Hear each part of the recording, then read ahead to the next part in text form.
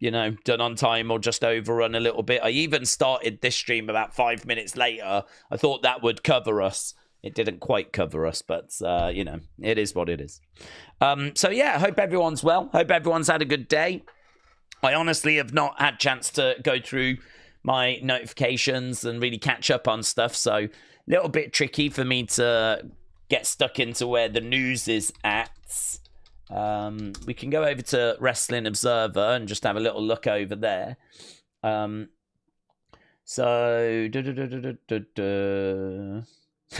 Stone Cold, speaking about his ATV crash, said it was not the greatest day at the office. El Grande Americano is going to challenge for the Speed Championship. Hulk Hogan says that Toni Storm is his favorite AEW women's wrestler. I mean, I wouldn't even know that he watched AEW, to be honest, but he names Toni Storm as his favorite AEW women's wrestler. Plus also, I mean, the big news I saw, it was actually just before I went to bed.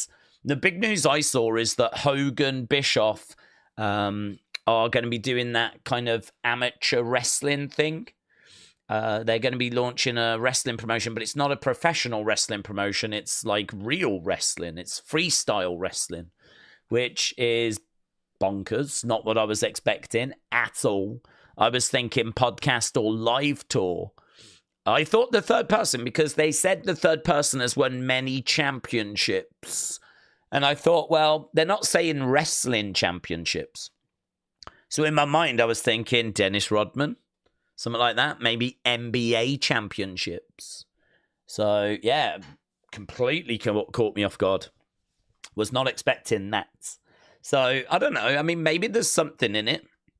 I do feel like the world of amateur wrestling really would benefit from a bit of showmanship, I do feel like the amateur wrestling world is a bit bland.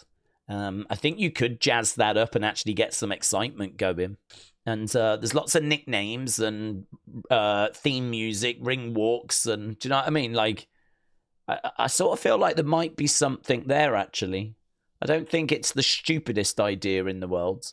I don't know if Hogan being involved helps or hinders, but I don't think it's the stupidest idea. Hogan Cena, book it, said Jamie. Do you like Poo-Tang pie, said Mary. I do. I'm a big fan. Big fan. I have a slice every night. Cadet, hello. Hope you're doing well. I don't actually know what we've got on Evolve this week. They did do a little video package yesterday on NXT, because they do a little segment on NXT where they talk about Evolve. But I didn't really see what they were talking about. I was chatting away to you guys, and I didn't actually see what they mentioned, so I'm a little bit in the dark as to what we're getting tonight. But that's okay. I'm sure it's going to be good. I've been enjoying Evolve. I think, was it last week that Sean Legacy really showed up and showed out? I thought he put in a really good performance. He kind of got onto my radar last week. So Sean Legacy is someone I like the look of. And it'll be interesting to see who kind of steals that spotlight this week. Who's going to stand out this week? I'm sure we'll have some tasty matches. Lisa, shout out to you. I hope you're doing well. Pro wrestling could benefit from amateur wrestling too, obviously, said Odin's son. What do you mean? I mean, it does benefit because we do get people like Chad Gable. We've obviously had Kurt Angle. We tried to have Gable Steveson come in. But, yeah, I mean, sometimes pro wrestling can go a bit too, one of the criticisms of Jay is that it's all show, it's all entrance. When the bell rings, the matches aren't very good. So actually, pro wrestling, getting back to having a few holds and, having a bit of grappling, like actually getting some proper wrestling in there. But the thing is, you can't go too far down the amateur wrestling road, because you got someone like, say, a Pete Dunne or a Timothy Thatcher. They never seem to really connect. I think pro wrestling fans struggle when the wrestling is intricate. You can do some really good stuff, but like if it gets a bit too intricate and a bit too small and a bit too technical. You know, people like moonsaults, don't they? When in the pro wrestling, people like showy things. That's going to be hard to kind of get people like get their tastes to evolve. You'd have to do it gradually. But there's definitely a place for some, you know, technical, of course. I mean, look at Chad Gable, look at EO. But you have to sort of mix it in with some of the more showy pro wrestling moves as well, don't you? Peaky Dunn would be a cool name for a creepy perv, said William. Daze, how long do we see Seth and Heyman staying together? Do we think at some point Heyman and Bron will betray Seth and Heyman and Bron will be a duo? Yeah, there's maybe a chance that we get stuff like that, but I don't know that I see it happening anytime soon. Sean Rossap put a tweet out saying WrestleMania 42, Seth versus Bron. And he had a load of responses of people saying, nah, too soon. And I would agree, actually. I think that is too soon.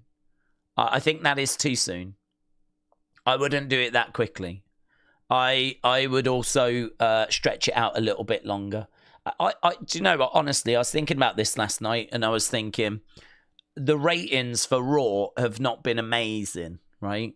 Worldwide ratings, global ratings, like 2.8 million. And for Raw, and you know that obviously includes USA. So USA is going to be what, 1.5? That means 1.4, 1.3 for the rest of the world. Like, it doesn't really strike you as like amazing numbers. I don't know what they were expecting. I don't know if they're happy with that. I don't know if there's some frustration. I'm really not sure, but I don't know. It's a number sort of below what I would have expected. You know, 2.8 for the whole world watching Raw. It's below what I would have expected. I know there's factors. I know that, for example, I've been told that people in India just don't care for Netflix, or they can't quite afford it, or it's just not widespread. So a lot of people in India just watch illegal downloads and stuff like this. Johnny was telling me about it. So, you know, India is a massive market, and you always hear about so many people watching WWE, but I don't know that they're watching it legally, you know? I don't know if they're going through legal means. But anyway, 2.8 seems a little bit low. It did rise to 3.6 for the Raw after WrestleMania. But I wonder if they're just trying to... I wonder if this story isn't a story that they're doing because they think it's the right thing to do. I wonder if they're doing it because they want to recapture the Bloodline magic on Raw. You know, with Bloodline, you had Jimmy, Jay, Sammy, Roman, Paul Heyman, yeah? And we had the structure of they open the show, we join them throughout the show, and then they're normally involved at the end. And that was the exact structure that we saw for this group on Monday. They opened the show. We saw like Heyman and Sammy during the show with the little dilemma, Braun standing in the doorway, very storyline heavy. And then at the end of the show, you know, it was, I need your answer. And so, you know, now Sammy is in this world. Now Sammy is involved. So, I don't know, we build into Seth against Sammy. Where are we going with that? But there is a story that is up and running. They've already kind of fleshed out that Heyman is there to kind of calm Braun down, you know? And we need to know what Seth and Braun's relationship's like. We need to know what Seth and Heyman's relationship's like. Still got to dig into all of that. But I thought it was really interesting when he was talking to Sammy. And he basically said, I didn't really judge you. I understood when you left the bloodline, you know? So why can't you understand why I have left the bloodline? And it was like, it was a good point. It was a good point. Obviously, they've got quite the history with Heyman and Sammy both being in OG bloodline at the same time. So seeing them sat down backstage was really interesting. So I look at that and I'm like, I feel like they're doing this really more so than getting Seth to that next level, but it's going to help with that. More so than doing it to benefit Braun, but it's going to help with that. More so giving Heyman something new to do, but it's going to help with that. I wonder, and I feel like it's being done because the success of that Bloodline story got SmackDown and got WWE to where it is right now. That story is done. It's done. You know, you can get the Bloodline back together again, but they're all off doing separate things. And Heyman has now betrayed Roman. So you remember when Heyman was like, oh, we're only in the third innings. Well, we're through all those innings now. That we're done with the innings because the storyline arc has ended. Everyone's off doing their own thing. Heyman's betrayed Roman. You can gather them all back together again. It'll never truly end. You know, we can always do a reunion a few years down the road or whatever, but it's time for a new story arc. And WrestleMania, I think, was the start of that story arc. So with that being said, is this being done as a new Bloodline story to try and get momentum for Raw, eyes on Raw? If so, there's going to be twists and turns, but will that result in Braun and Seth splitting anytime soon? I would have to say no. And that's also why I think like something for WrestleMania next year feels a little bit soon, because I think if anything, you add to this group and you continue to build and you continue to tell stories of them against other people. If you think about how long Jimmy, Jay, Roman were together, I mean, it's a good few years. There was tension at the start, around, 2001? And then I think they're done by about, 2023 into 2024? I mean, obviously, Jay walked away after Sammy turned in 2023 and then kind of came back. So I reckon there's a couple of years there. I look at Braun and I look at Seth and I think there's a couple of years. I think if we did it next year, it might be a touch soon. But, well, I don't know. Many twists and turns. But I've got to think this is the start of a new Bloodline type story, which is going to really be a cornerstone of Raw going forwards. And I think it's designed to try and get the kind of success that we've seen with Bloodline on SmackDown. A Nightmare said the group is called the Trifecta of Terror. Does that mean that Sammy would be an honorary terrorist? That might not be a good nickname in 2025. Well, I've not heard of that rumor, but if that's doing the rounds, that's interesting. Brony said, that's a great point. Without the Bloodline story, it does feel that WWE have been trying to find another story that's somewhat similar. They did try with Judgment Day, but it didn't work. This Seth one could be it. Yeah, I agree. I feel like they are trying for that. It does feel like that is just the structure of it. Just the way they opened the show. We went back to them during the middle and then we ended. I mean, we've only seen it once, so it is very, very early to say this is the new Bloodline. But I think we're all expecting a new members to come in eventually. Fightful said the other day there's no sign that new members are coming in this side of like Backlash. So we're not expecting anyone next week. We're not expecting anyone like the week after or anything like that. But eventually we will add to this group. I'm sure of it. And listen, you put a tag team in. I mean, maybe you put in A-Town Down Under at the team. You put in both Grayson and Austin Theory. Then all of a sudden, you know, you've got a tag team there. You've got... I don't know that you'd want Braun going after mid-card titles. You might have an issue with Braun because he's already done the mid-card thing. So you don't really need him going after mid-card titles again. But equally, he can't really go after world titles because surely that's what Seth wants. Unless you're going to have Braun as world heavyweight and Seth as WWE. So there might be a little issue there, but... I don't know. We'll have to wait and see, won't we? We'll have to wait and see. We'll have to wait and see as to how it all plays out. But I do think, clearly, this is a very important story. Howdy Day said Adam. Hello, Adam. Do you think WWE could pull off a true third brand on the level of Raw and SmackDown, or has that ship sailed with NXT locked firmly as the stage before the main roster and Evolve below that? No, I think they could do it. I think you could get a third brand in. I don't really know why they don't explore the idea, honestly. I mean, you could do a third brand on a Wednesday. Who are you going up against? Going up against AEW. And that would hurt ratings.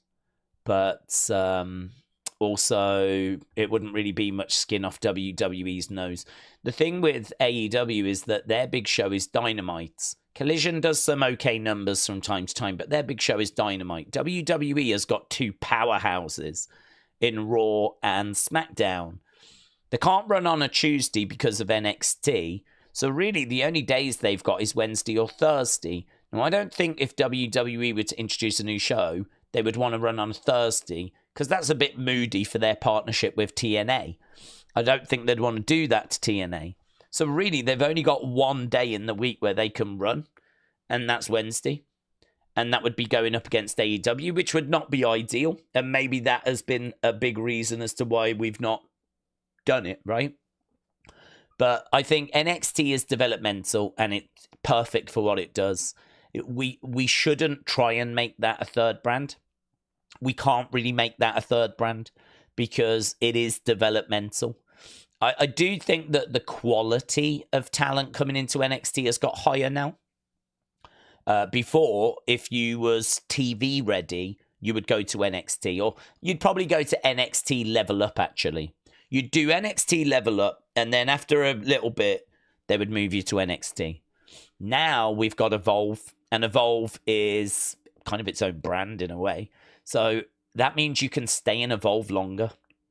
If you're TV ready, you can go to Evolve, and it's a brand, and it's got a roster, and there's going to be championships. And, you know, I think that is where a lot of talent obviously are going to start. So we're going to see people coming into Evolve that are, you know, low down the pecking order. But once you've proven yourself in Evolve, once you've, you know, cracked it, you can go to NXT. So really what Evolve is going to be is it's going to be the best of WWE ID and the best of Next in Line. And so Evolve will feed into NXT. The best of AAA will feed into NXT. And if we add a promotion in Japan, we add a promotion in Europe, the best of that will feed into NXT. NXT all of a sudden is not where that talent goes that's quite low down in the pecking order. Now it's talent much higher up in the pecking order. So actually NXT's going to be closer to being a third brand, but it'll never be a true third brand unless its top title is a world title. It'll never be a true third brand unless, like, when you do drafts, you need to move people down to NXT, and it doesn't need to be moving down. We don't say that people have moved down from SmackDown to Raw, right? Because SmackDown on Fox was getting bigger ratings than Raw. And so, really, SmackDown wasn't seen as a demotion recently. Maybe some see it as a demotion now, but to be honest with you, the Raw ratings, we don't quite know what they are. And the ones that get reported aren't really setting the world on fire. 2.8 million globally is, I don't know how that compares to SmackDown. SmackDown, I think, tends to do like 1.5 in America. I mean, if it does 1.3 around the rest of the world, that would be doing the same number. So when we see people going from Raw and SmackDown, you see the odd person saying it's a demotion, whatever. But by and large, no one sees it that way. So NXT, for it to be a third brand, its top titles would need to be world titles. And it would need to be part of the drafts. And it would need to be that talent just moves around freely and it's not seen as a demotion or a step down. Now, you could theoretically get NXT to that point, but you would have to make those changes. I mean, equally, you could just start a new brand. You could just start a new show, Thunder, something like that, you know, and have Nitro. Wednesday night Nitro and have a roster of people on there. There's talent that struggle to get onto TV. There's brilliant talent that's coming through. WWE have really got quite a good conveyor belt at the moment. I mean, you look at the problem you've got Julia, you've got Stephanie, you've got Roxanne. They're being used on Raw. That means there's a lot of women now that aren't going to get used. What about your Shayna Baszler? Shayna Baszler was a badass. Shayna Baszler was really cool when she was in NXT. But now, because we don't see her, she just feels very cold. Zoe Stark's a really good wrestler. And she was good when she was down in NXT. Didn't set the world on fire, but she was solid. She was good. You can do something with her. And, again, if there was another brand, there'd be a place for her to go. Blair Davenport, I mean, she got released, and she's a good talent. Bea Priestley, she was a big name. She fought over in Japan. She was in AEW for a little hot minute. She's got something to contribute. We let go of Indy Hartwell. We let go of the Iconics. There's talent that we can try and entice from TNA. Obviously, there's talent we can move over from AAA. There's talent constantly coming through NXT. I think it needs to get to the point where it feels like the dam is breaking. It needs to get to the point where it's like the machine is getting clogged. I don't know that we're there yet. So until we get to that point, I don't know that the argument for a third brand is maybe quite strong enough. But I think you could do it. I think you could have 3 brands and NXT. Because certainly, I mean, look at it this way. Pretty soon, SmackDown's going to go down to 2 hours. It's not going to stay 3 hours all year. It's meant to go down to 2 in May. So if that's true, you're losing an hour of TV time. So that's an hour that superstars don't have TV time anymore. So if you had a new show on a Wednesday that was 2 hours, well, one of those hours is just the hour you're losing from SmackDown.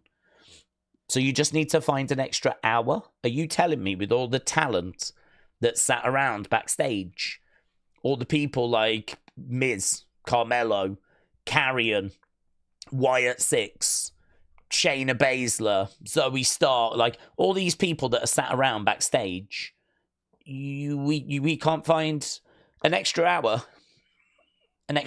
a week, because pretty soon SmackDown goes from 3 to 2.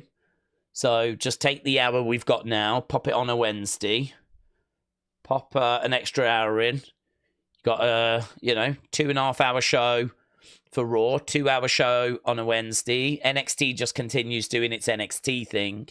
SmackDown goes down to 2 hours. That's fine. You can sort it all out in a draft. Introduce new world title. Maybe you have a champion for Raw, a champion for SmackDown, a champion for Nitro, and you have just one world champion that goes across all the brands. Perhaps you do a little restructure.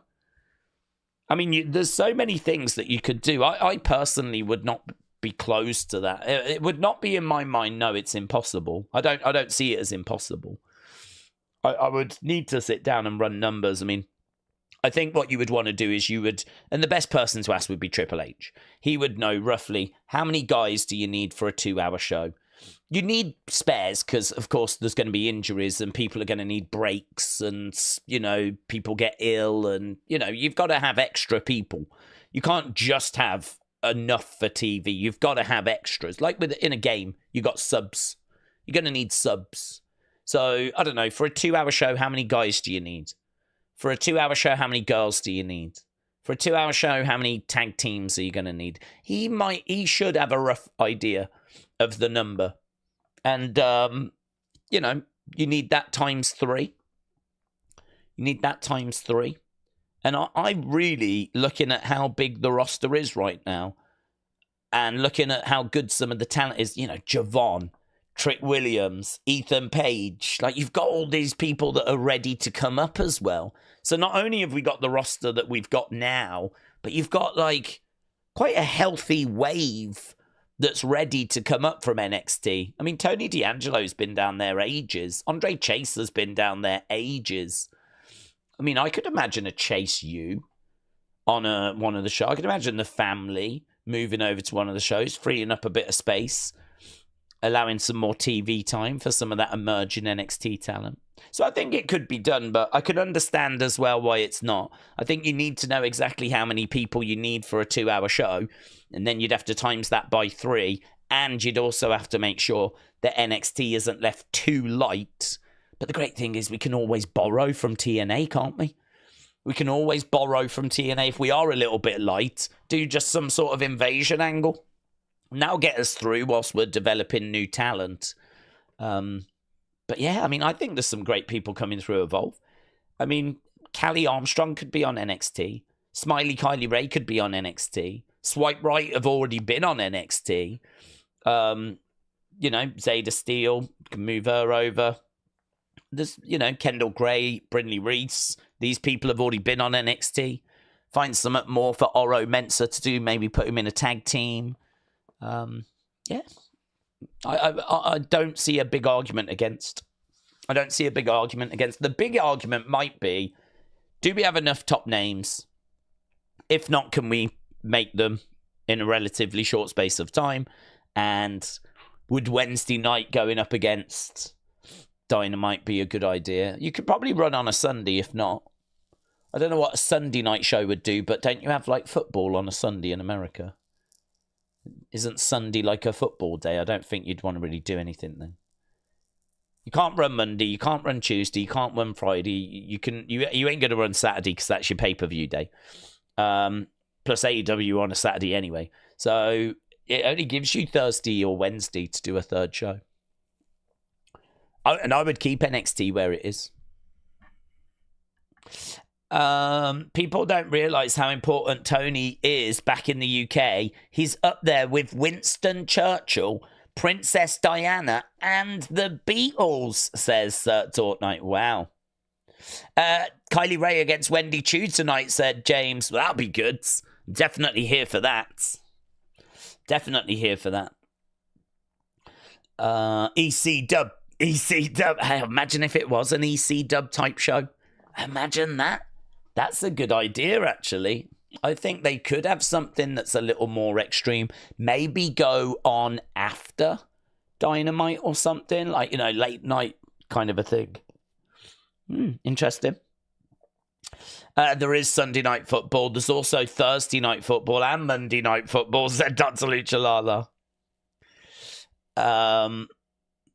What an amazing night, said It's Bryn again. Do we think topless wrestling promotion would be successful? Call it BB Dub, Bare Breast Wrestling. Well, I think it'd be successful in this community, Nightmare, but I don't know. That might be a little too niche in this. It's so easy to get cancelled in this current landscape. I don't know that that would do as well. I think about how shocking TV was. It's so weird to think that kind of, oh God, it was such a weird time. I don't even think we knew it at the time, but it was weird.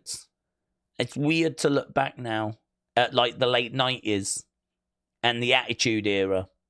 And just that time periods of how you had South Park and Family Guy and Cops and Jerry Springer, and you had all these kind of shows which were just outlandish and just kind of not really giving an F.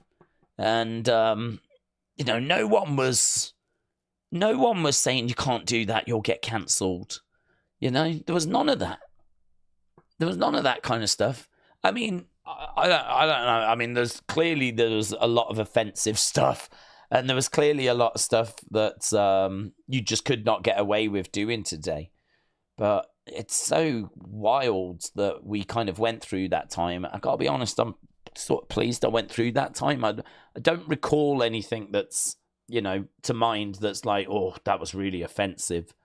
It was just shocking. It was just out there.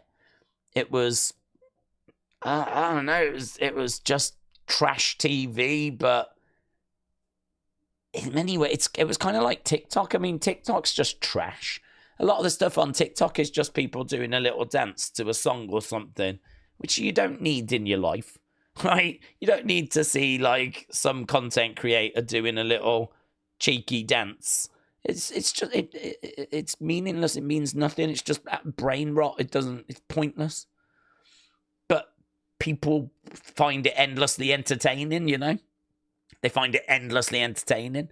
I sort of feel like that is the current equivalent. I feel like we might look back at that kind of content in years to come going, God, can you believe we lived through that time where people were just posting videos of themselves dancing and people were just happy with that?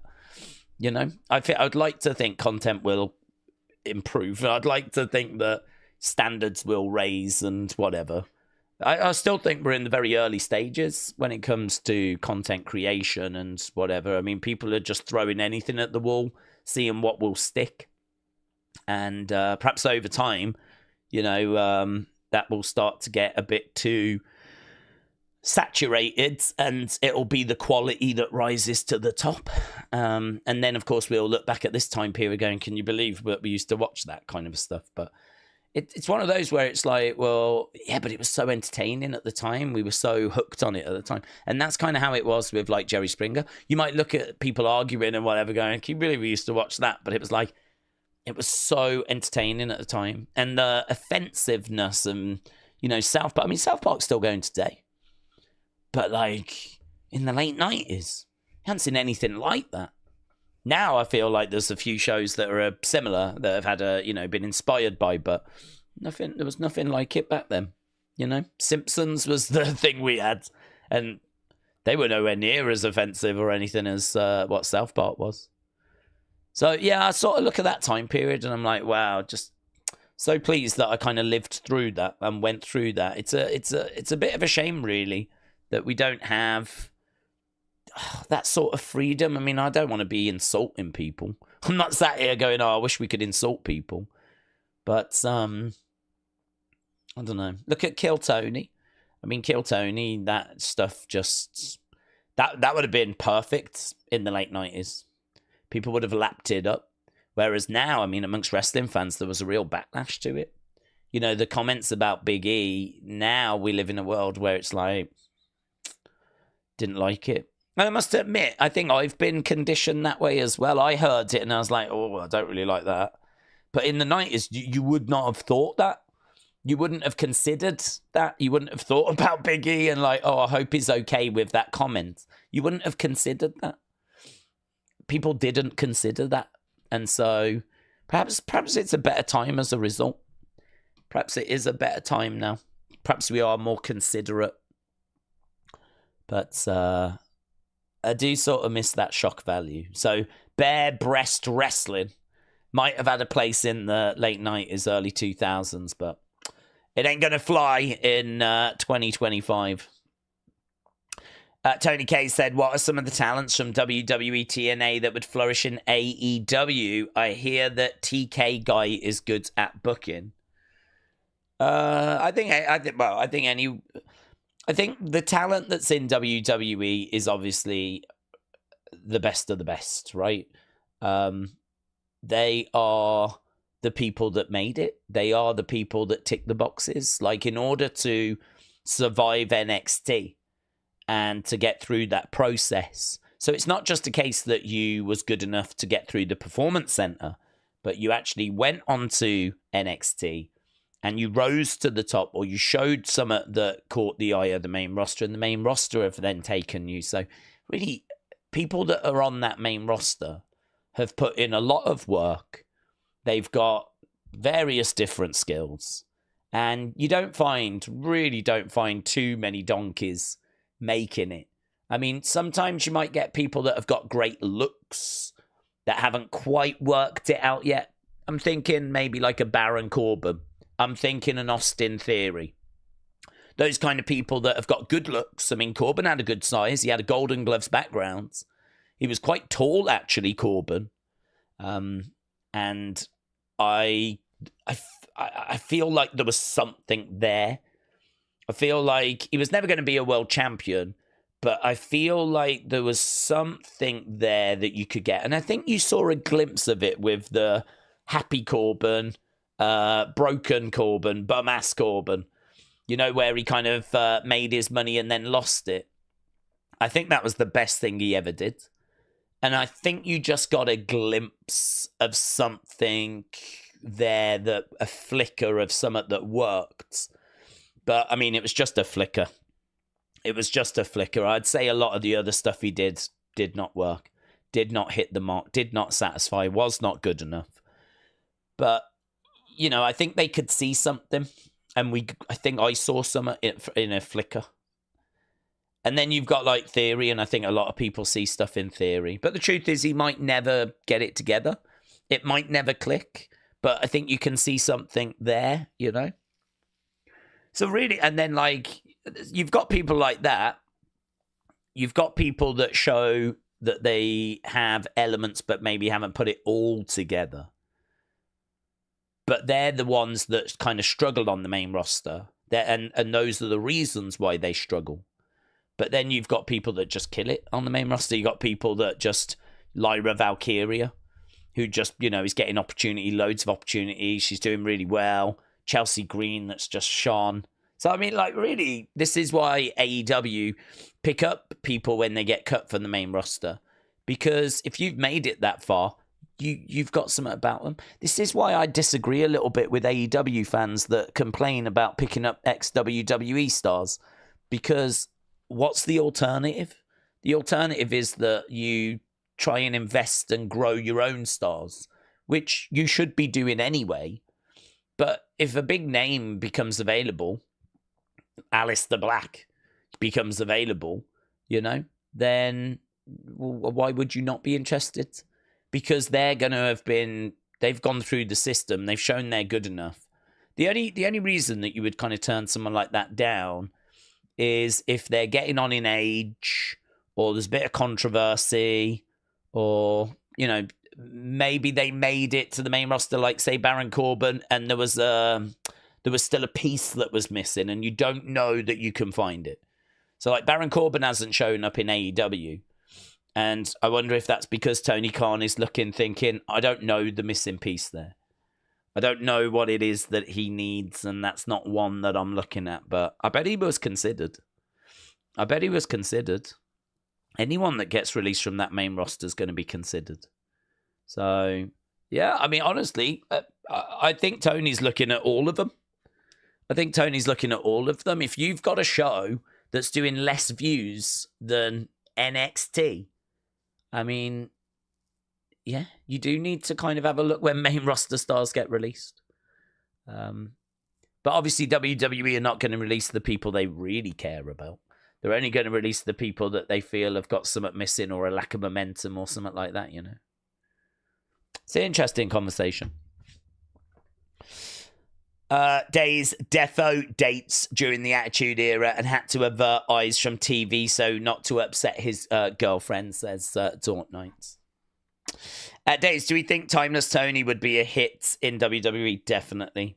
What with all the slop, tarts, and adult in nature comments she makes, I'd love to see her come back.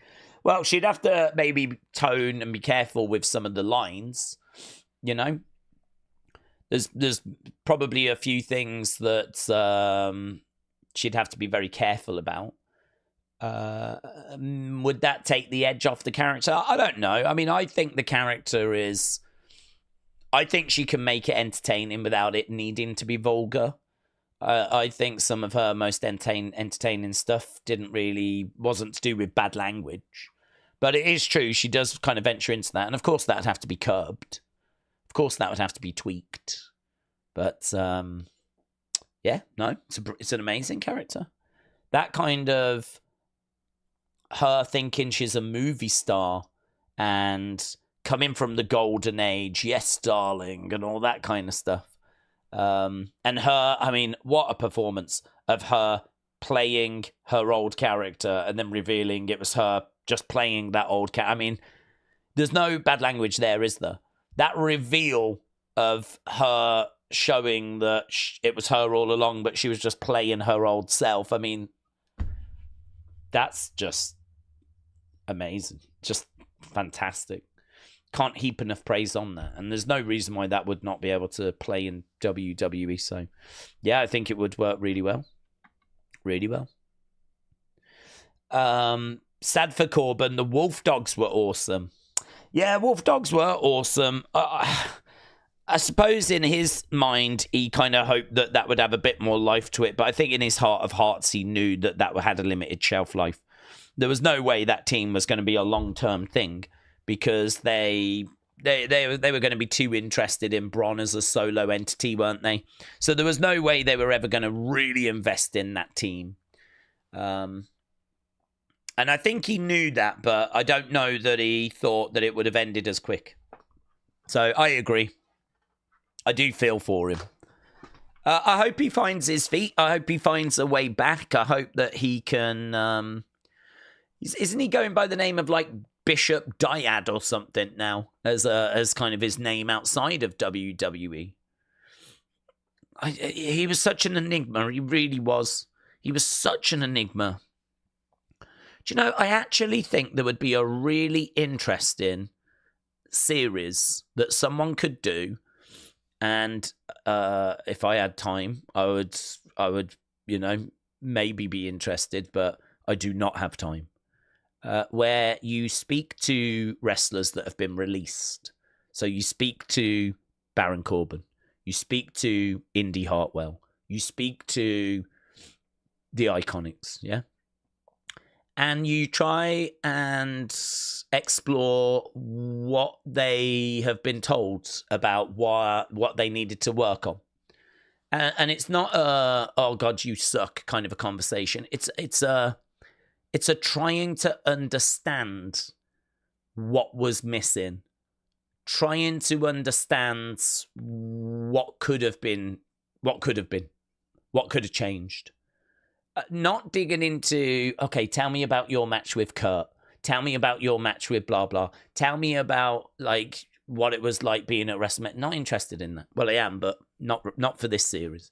I think just a series that literally focuses on, what was your feedback regarding your promos?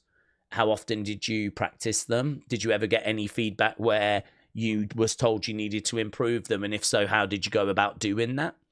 What was your in-ring like? Like, what was, was there things that you was working on? How often was you improving on your move set? Was there a move you really struggled with? What was your feedback like in regards to your matches? How did that differ from the main roster to NXT? Do you know what I mean? Like, maybe for the average person, that would be a bit too intricate. That would be a little bit too inside baseball. This is probably why Chris Van Vliet doesn't go that way. He goes much bigger, like, tell me about what it was like to be at WrestleMania 35, wrestling Roman Reigns or whatever, yeah? Or in Baron Corbin's case, Kurt Angle. But, I wouldn't be looking at that. I'd be more interested in, why do you think it didn't work out without being offensive? This isn't about saying you sucked, why didn't it work? It's more about, can you figure out why it didn't work? What was the feedback? And I think that you could get maybe a lot of the answers would end up being the same. Maybe some people wouldn't know. Maybe some people would. That would be interesting, wouldn't it? Maybe some people wouldn't know. Maybe some people would. I don't know. I think that could be a really interesting conversation. And for him, like, I just never felt like it clicked for me. It never, even in NXT, when he was in NXT back in like 2015 or whatever, always looked at him as having something missing. And when he got called up, I was like, well, they're going to need to find something when he gets called up, because it didn't feel like it was quite there. And I don't think they really ever found it apart from that flicker. I'll tell you someone else I felt that way about as well. And just, this is quite a nice counterpoint. Liv Morgan. When she got called up way too early. Way too early. She got called up as part of Riot Squads. And, mate, she hadn't done a great deal in NXT. she'd had matches, but, you know, there wasn't much in the way of, like, big stories she'd been a part of. She hadn't won any championships. So she got called up and she felt like fodder for a group. And kind of a similar boat, really, to Baron Corbin, where it's like, oh, they're going to have to work hard to get this to work on the main roster. And to be honest, they did have to work hard with Liv. It did not work for a long, long time. Really, you'd have to say it was last year that it clicked with that heel turn, that where it finally clicked. Make no mistake about it, she's been improving over the years with her attitude, her confidence, her promos, her in-ring. It's all been improving. You know, absolutely unrecognizable from the girl that got called up. But she found a way of making it... She found a way of making it work, but unfortunately, Baron Corbin, I don't think he did. I don't think he could. Very interesting, though. Very interesting. I'm pleased that it's worked for her. I wish it had worked for Baron. Maybe it will, and then he finds his way back. Daze, did you see my top 10 wrestlers list? I wondered your opinion. What's the thoughts on Dominic Mysterio? I did see it. I was reading them. I can't recall it off the top of my head, buds. But if that is your favourite list, then I would have no arguments. It's not really. It's just like really people's opinions as of right now. It's not like your favourite wrestlers of all time, or you know, I mean, come back to me in a month or whatever. That my list will change. It's just as of right now. That feeling you get when someone's on screen, you know, and you're like, oh, yeah, I'm looking forward to this. And they're about to have a match or, you know, it's about to be their segment. It's about that kind of vibe, I thought. So it's whatever does that for you. It's quite a personal thing, I suppose. Dominic Mysterio. I like Dominic Mysterio. I think he's still quite early in his journey. I want to see him being a bit more bratty. There was a moment, actually, I don't know if you saw the footage, but there was a moment of him backstage where he held up the IC title in front of Scott Steiner, and he was like, no, like this. I'd like to see a bit more of that on TV. He's funny. In interviews, he's funny. He's got a good personality. He's got some charisma. I think it's starting to come through. It's starting to show, you know. Up until this point, it's really been deadbeat dad. It's been mommy, and it's been daddy Dom, and it's been that kind of stuff, and being booed out the building. But there is more to him than that. He has got charisma, and there's just been little glimpses of it. And I think we can turn that up. Okay, we are underway with Evolve. Yeah, Kylie Ray against Wendy Choo. That'll be fun. Swipe right in action against Keanu Carver and Harlem Lewis. So we are going to be underway with a bit of swipe right goodness. Wendy Choo, Kylie Ray. That'll be good. They faced before, so rematch. I'm here for rematch. Oh. This is a bit hard for me to talk about. Okay.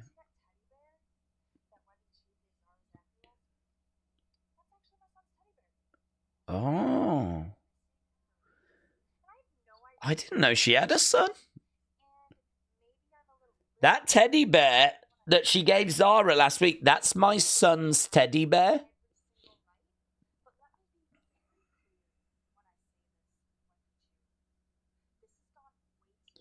This has gone too far. And it ends tonight.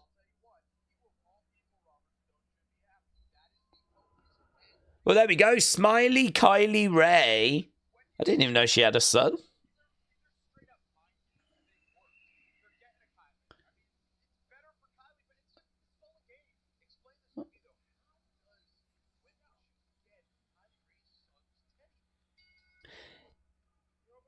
It's weird, isn't it? Like, it's weird that we didn't sort of reveal that. Like, it's weird that she didn't come out last week all panicked. Like, this is my son's teddy bear. Like, we've waited a week to start. Don't know, just a bit straight. I don't mind it. It's just a bit of a strange way to tell that story. Zayda Steele then is going to kick things off. The vanity projects all over this show. I don't even know who she's facing. She is facing Layla Diggs. Okay. Well, surely Zayda wins. Does she? Surely she wins. So, Zayda Steele against Layla Diggs. Zayda mother effing Steele, says James. James is a fanboy.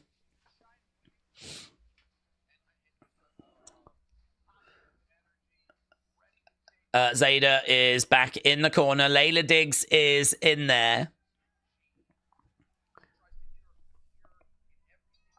Okay, bell has sounded, and we are going to be underway with our first match. It's always interesting seeing Zayda Steele. Certainly heard quite a lot about her. We have seen her before. She's very good. She's very good. And right now she's getting up on her feet. She takes Layla Diggs over. Zayda getting round the back, working on the arm. She's getting back up to her feet. And right now, Layla Diggs getting out of it. Taking Zayda Steele over. Rolling through, coming up, still keeping a hold of the arm. Going for an arm drag. And again, a couple of arm drags there by Layla Diggs. Zayda Steele over in the corner. Oh. So she kind of cartwheels over and then drives her shoulder into Zayda Steele. But Zayda Steele... Oh, that was nice. So, okay, this girl's flipping all over the place, Layla Diggs. She picks up Zayda. Spinning around, planting her down. There was a lovely... Oh, I thought she'd missed the standing moonsault there, but she did manage to get some of it. I thought she'd overshot it, but she did manage to get some of it. I like that where she got thrown against the ropes and she sort of flipped over to kind of change the momentum. Forearm shot, kick coming in there.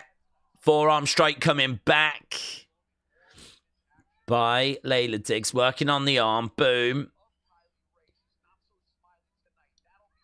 Again, Layla Diggs going against the rope. She goes down. Kicks coming in there by Zayda. And Layla Diggs goes to the outside. Swipe right chant breaks out.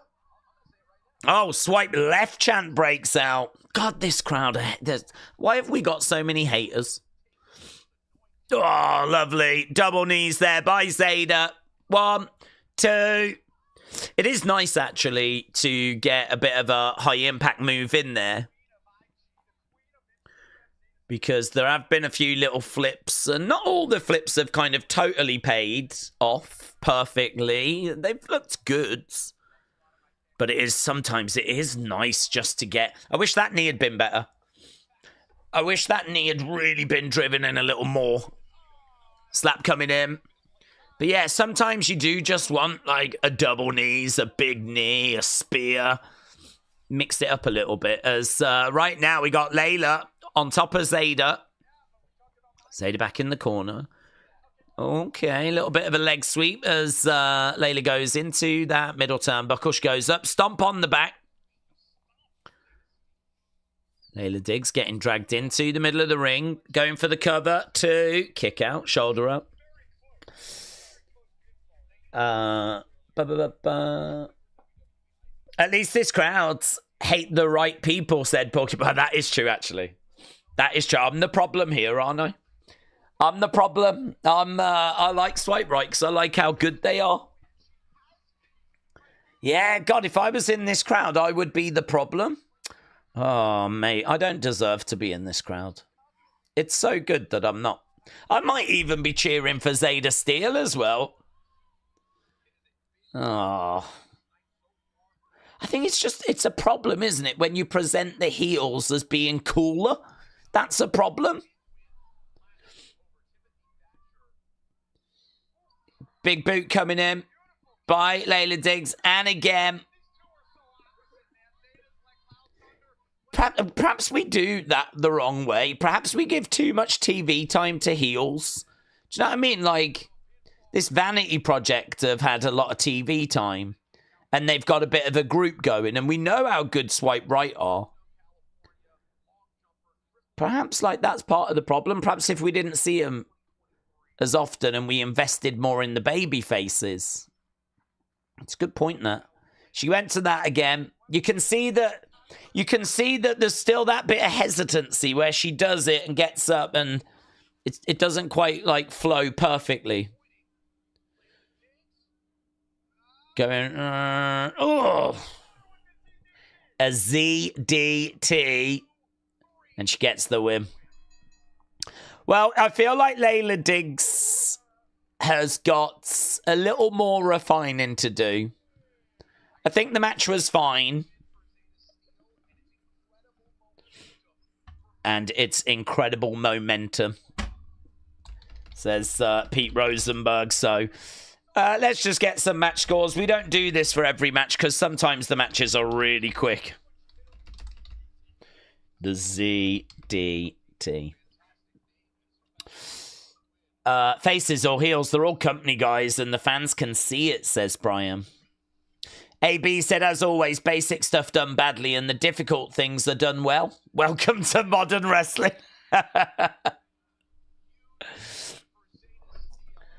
Okay. Wendy, Choo, Kylie Ray coming up tonight. Jamie said, you should watch AEW instead of Evolve. I'm all right, thanks. Evolve feeds NXT. Ooh. Yeah, man. I'm so excited for this. Worlds collide. Rise above the rest.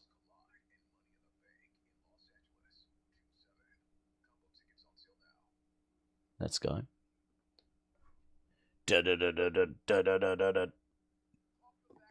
Okay, Tyson and Tyreek. Oh, okay. Let's go. Tyson and Tyreek. Who are they taking on? They're not taking on Swipe Right. Oh, surely these guys need a win.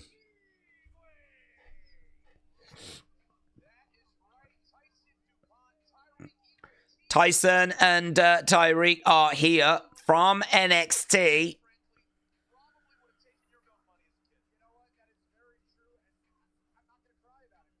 These guys probably would have taken your milk money as a kid.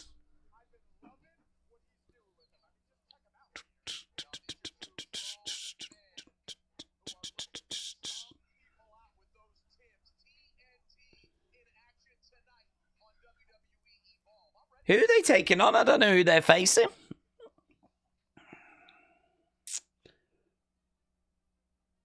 I don't know music. No, yeah. Who are you? Well, I don't think I know you, do I? Aaron Rourke.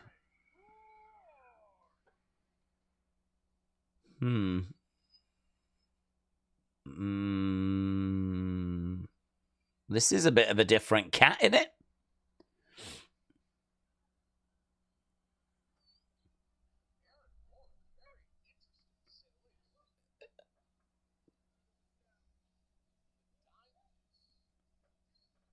Freedom Ramsey and Aaron Rourke. Well, we've not seen these guys before.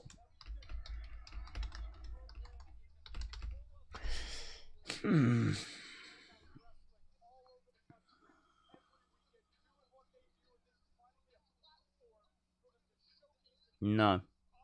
I think if you're going to do that gimmick of being a bit flamboyant, I think you've got to do it better than this. If you're going to go for it, you got to go for it. The ring gear, for example, it doesn't match with the coat. The ring gear looks really nice, but the coat has got nothing to do with the ring gear. It sort of felt as well like the mannerisms were... I don't know, there's probably nerves there, but the mannerisms sort of felt like I wanted to see the pose and I wanted to see it like held rather than like it being it was presented as a bit too playful. I think I would have much rather a bit Cara Noir'd it where it's kind of like held and it's got a bit more poise. And I don't like the jacket for, what's the name? Rourke, was it?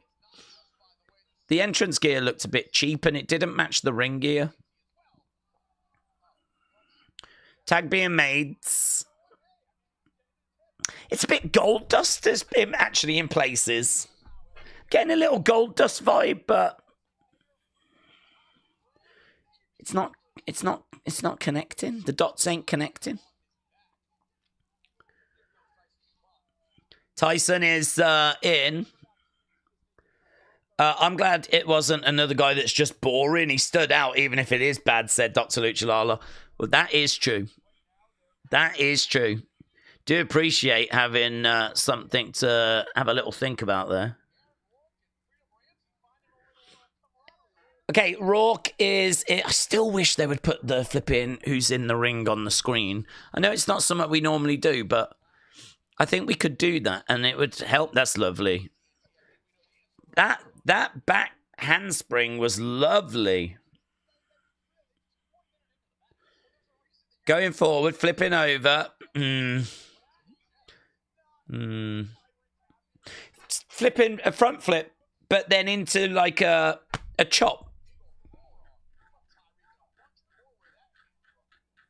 Those moves would look so much better, wouldn't they, if it was so seamless. But he kind of flipped over, had to find his balance. There's just that slight pause, isn't there? Flip over, slight pause, get your balance, then into the chop. But it takes the momentum out of the move because there's no point doing the flip, is there? You need the flip to sort of slingshot you into it. It's still better than the guy that came out in his really exposing trunk, said Jay. Adrian Adonis is smiling down, said Chris. The show is Evolve. It's a developmental brand before NXT, before they go to Raw or SmackDown. This is true. Oh, yeah. It is worth just reiterating that, isn't it? We're not criticizing in the sense of like, oh, they're rubbish. It's more what do we think about the moveset? What do we think about the entrance? What do we think about the presentation? What do we think about the selling? It's, you know. Splashing into the corner. Tag being... no, Tag is in the wrong part of town. Rourke is up. Over to the side. Nice kick there. I like that. He's going underneath the legs. But no joy. He's trying to get over to make that tag. Nice. Inseguri. Trying to make the tag made. Clothesline. Knee. Ooh, he's really going toe-to-toe with the big man. Inverted atomic drop. Little bit of a taunt. I don't mind that. I don't mind a little taunt. Oh. A freedom buster. Oh, I don't mind that. I don't mind him going, freedom!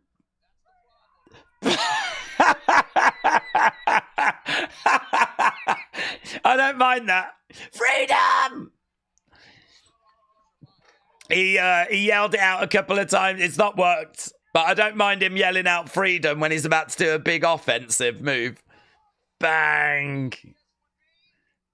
That could get tiring, but it could also get over in the short term. Freedom!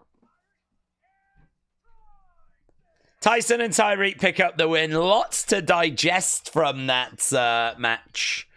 It's one of those where after it, you'd have a list of notes, wouldn't you? You'd have loads of stuff in there. You'd be like, right, Jesus, sit down.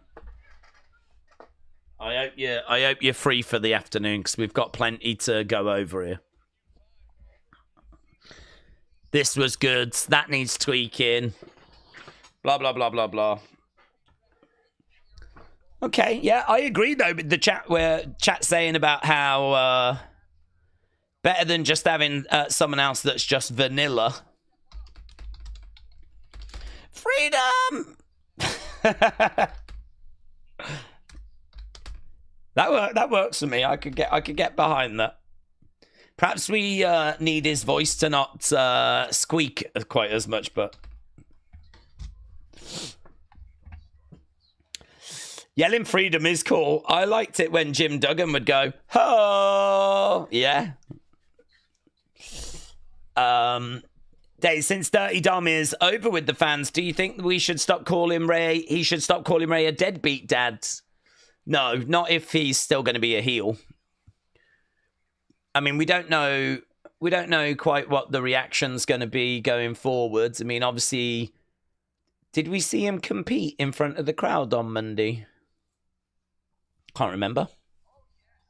Oh, hello. Town Hall major announcement next week. Yes, let's go. It's got to be about the belts, surely. Here's Kylie Ray. Double main event. Oh, mate, this has been all right. We got to see Zayda steal. We got to see some new people that, you know, sparked a bit of a conversation. Now we've got... Look, she didn't do her entrance.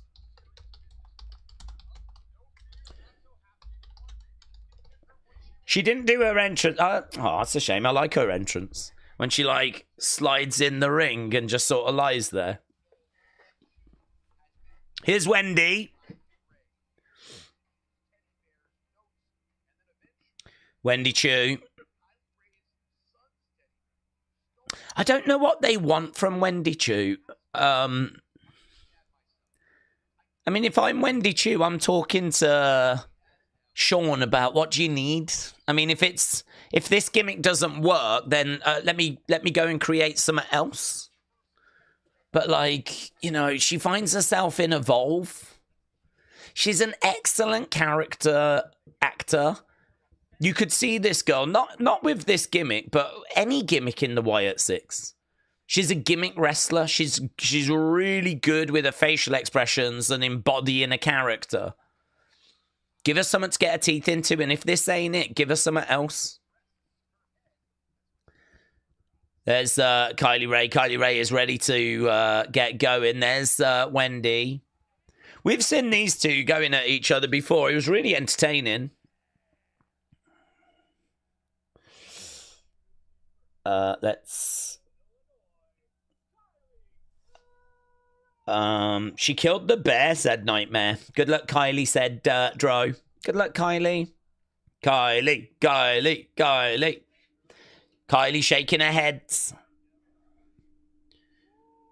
Wendy Choo getting her intro, stepping forwards, tilting the heads, looking over, facial expression changing.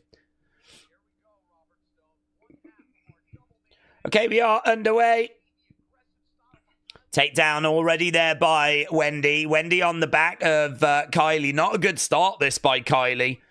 Finds herself down already with Wendy.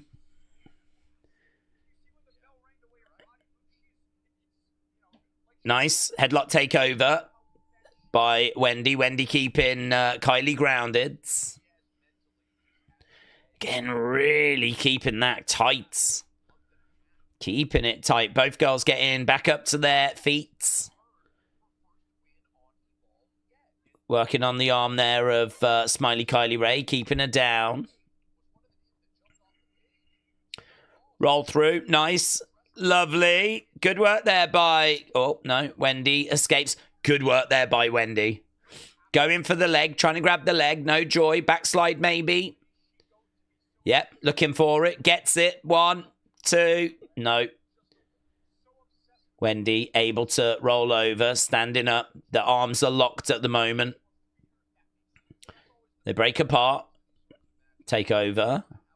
Oh, I like that counter. She was going for that kind of head snap. But a good counter there. Right now we got Wendy driving Kylie into the corner. Chop coming in. 3 and 4 day combo ticket packs available for Saturday night's main event, Battleground, Raw, and NXT. Wow. Imagine that. Imagine going to all of those shows. I think, is that the Tampa one? Is that what? I think that's all in Tampa, isn't it? Big chop coming in there. Big, grabbing her by the hair. Good work here by Kylie. Both women in the center of the ring right now. Going over against the rope. Shoulder tackle. Down goes Wendy. Wendy sits up. Kylie going over the other side. Nice. Oh, that was so good. Love how she evaded that shot there, Kylie Ray. That was so good. Wendy again, she just constantly gets into these positions where she can do a little smile and like head tilt. Kylie coming over, grabbing Wendy. Wendy in the corner. Wendy, no, reverse Kylie over the other side. Charging in. No joy. Again, against the rope. Stuck underneath. Over the other side. Lovely. Oh. Bang. Lovely kick. She is a mother of a 1.5-year-old son. Oh, didn't know that. Congrats. She's looking over at the bear. That's a little overacted, isn't it? It's only a bear. That kind of like, it's only a toy bear, love. WWE touches down in Tampa. They've given the two some time. I can't complain. It's an enjoyable match, said Jay. James said Dynamite has been mid so far.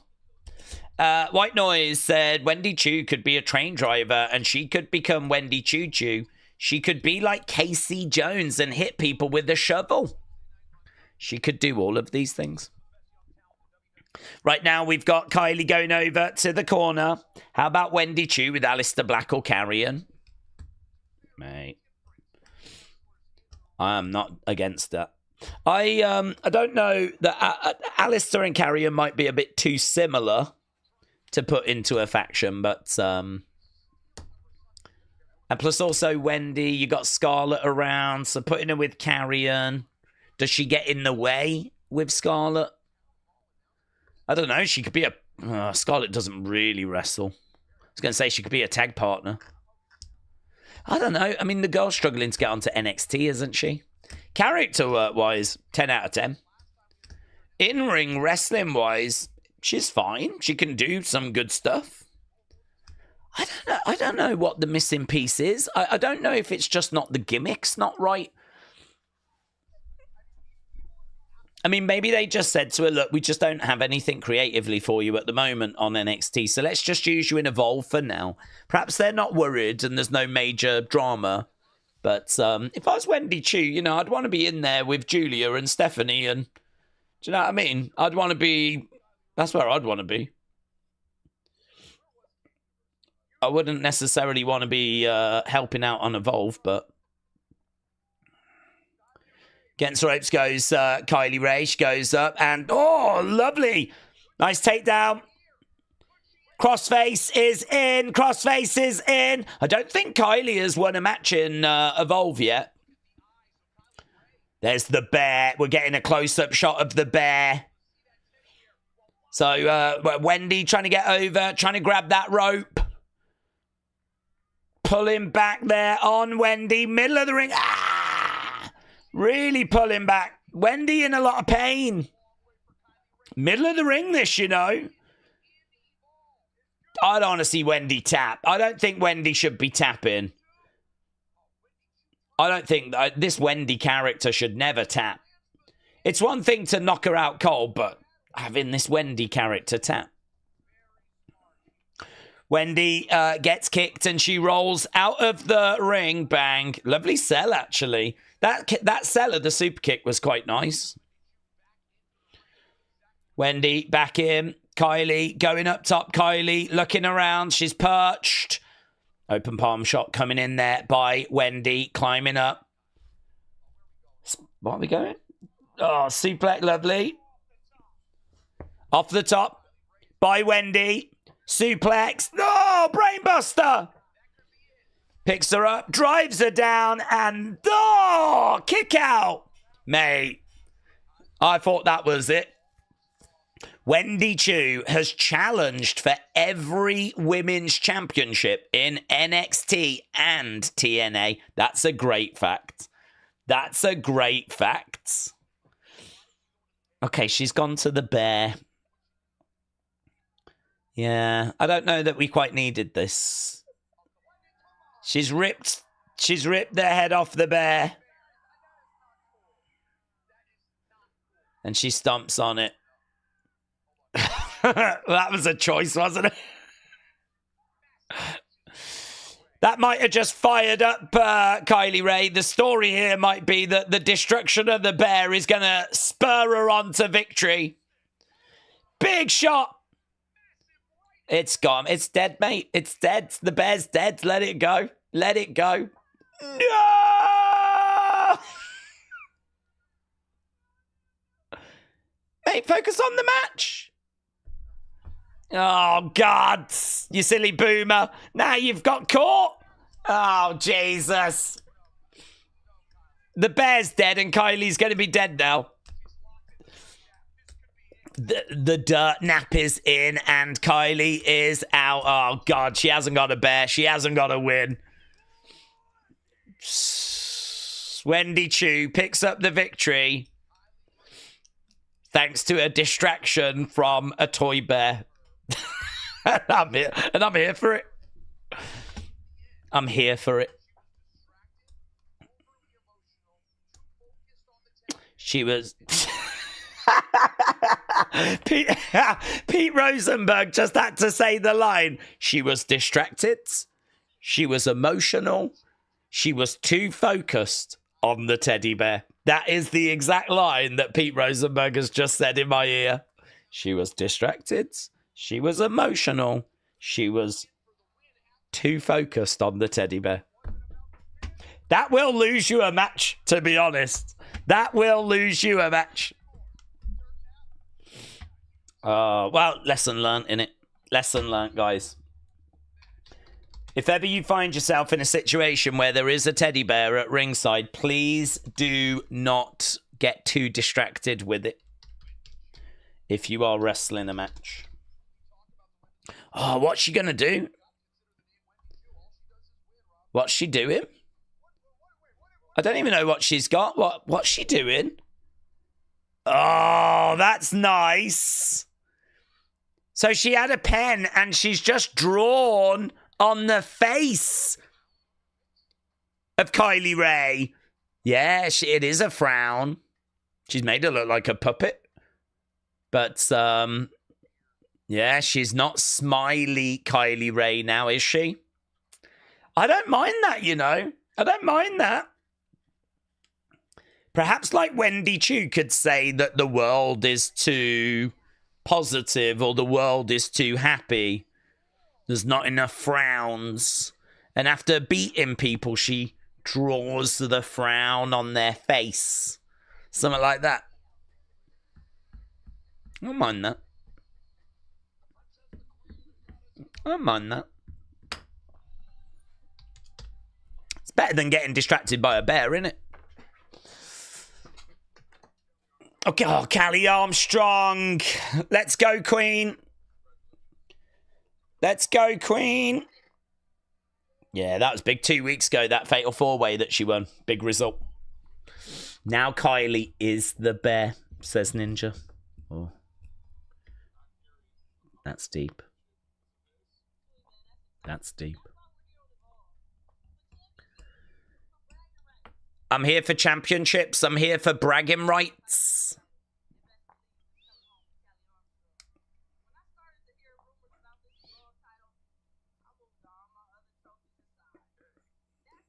When I heard about this Evolve title, I moved all my other trophies aside.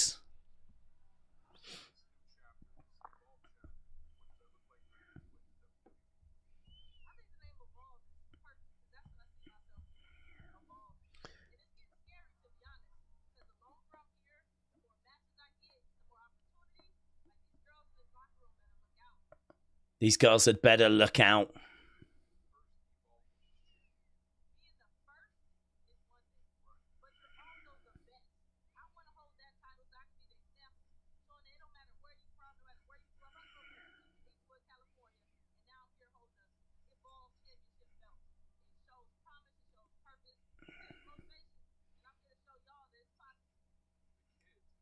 I'm here to show y'all that it's possible. She speaks with a lot of confidence, that she doesn't trip over a word. She's not lost for something to say.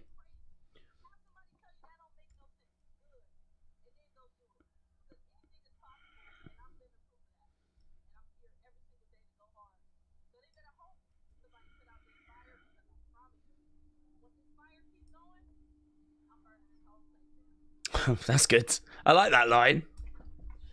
You better hope that someone can put this fire out, because if it keeps going, I'm burning this whole place down. I do feel that her delivery is very mama mama mama mama mama mama mama mama mama mama mama mama mama mama mama. I feel like we could do with some pauses, some punch on some of the lines. Looking at the camera, maybe, because I promise you, I'm going to burn this whole place down. Do you know what I mean? Like, deliver it, rather than it just being in the sentence. But that was a nice line at the end. Right, we got Harlem. This is Thea Hales. Boo. So, Harlem Lewis, who I said before looks like a creator wrestler. Because he does look like a creator wrestler. He is the kind of wrestler I always end up with. Whenever I've had a little go in the creator wrestler suite. Harlem Lewis, Keanu Carver, these two aren't like best of friends, but can they get on the same page? As they take on the greatest tag team in the world.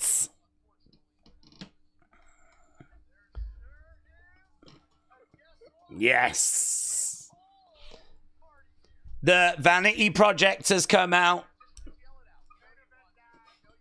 There's Zayda Steel. There's Swipe Right. Oh, there's even a swipe on the screen there during their entrance. Are they going to do that every time they do that? Well, the screen swipe. That'd be good if it did.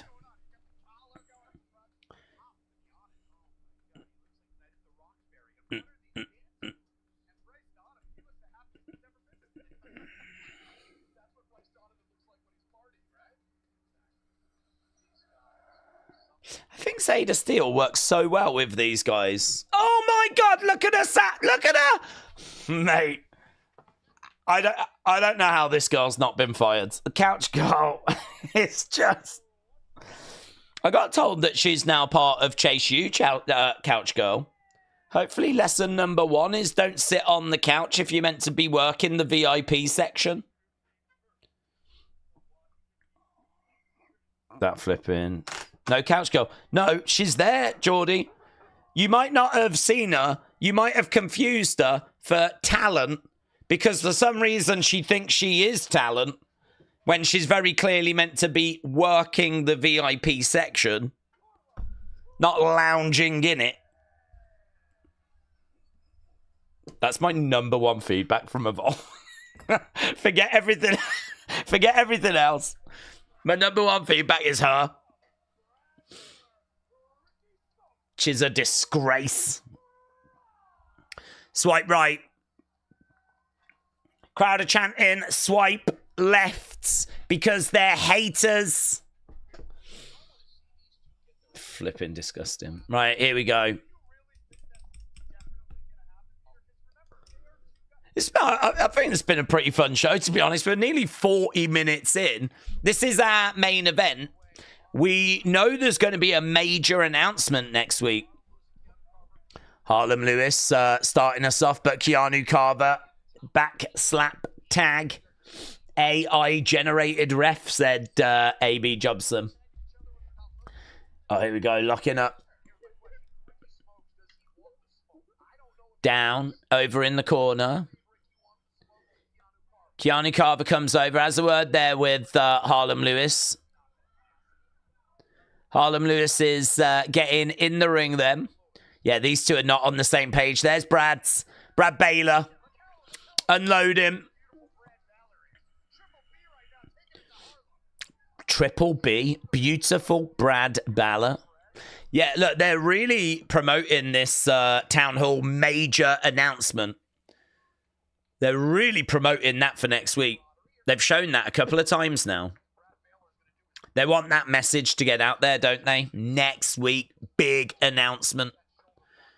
It's got to be about the titles. It's got to be about a tournament. Tag being made. In comes Harlem. Brad in a bit of trouble at the moment. Slam down. Nice sell.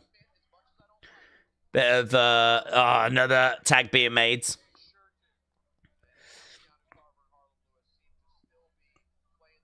Keanu getting in. Back elbow. Daze, Wes wants to know if we received an email. I'll have a look, but I got a few. I'll go through. Tag being made.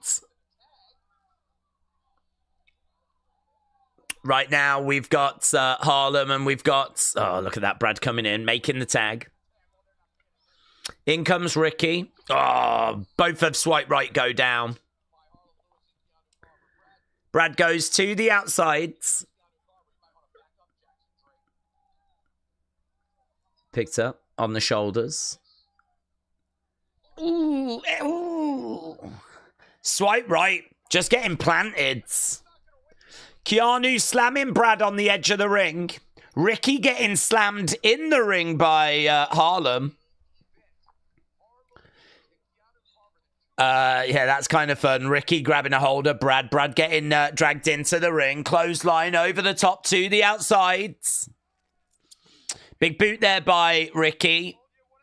Harlem coming over. Oh, shoulder first into the ring post.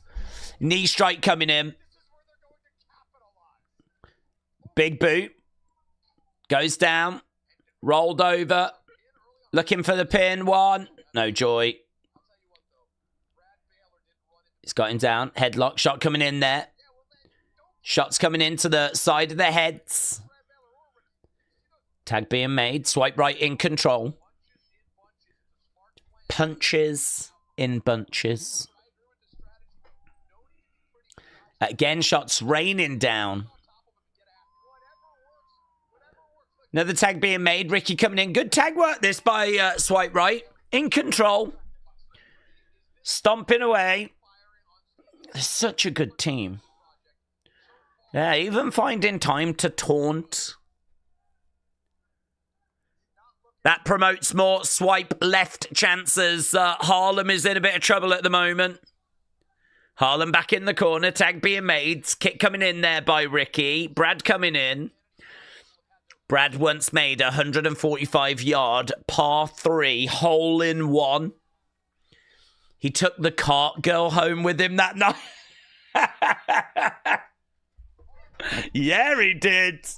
How am I meant to boo these guys when there's facts like that? He made a hole in one and the girl that was driving the cart, he went home with her. He probably with the cart as well. I can't boo that. Boom. Clotheslines. Down go Swipe Right. Keanu. God. He's so Obafemi-esque, isn't he? He really is.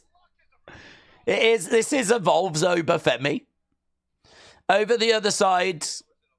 Look at that. Up. Oh, catches him. Great strength. Fall. Oh. Normally, when you do a throw like that, you really go back. But he just did it and stood there. Yeah, the strength is just a bit of a problem here for Swipe Right. They're really struggling with the size and the power. I feel like Keanu Carver is really establishing himself as the force. Going against the ropes. Bang! Swipe Right go flying. Swipe right, go flying. Harlem tags himself in. I'm down. I mean, they've done a good job of making me want to see Keanu against Harlem. They're going to pick them up.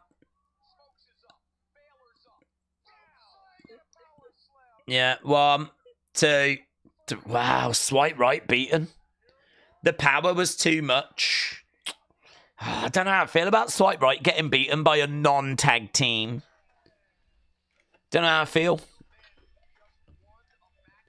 So Keanu and Harlem get the win. The power from them was just too much. Are they sort of positioning these two as being like the two that are going to be fighting for the belt? Let's get match score for what we just saw. How did people feel about it? Did you love it? Did you hate it? How did you rate it?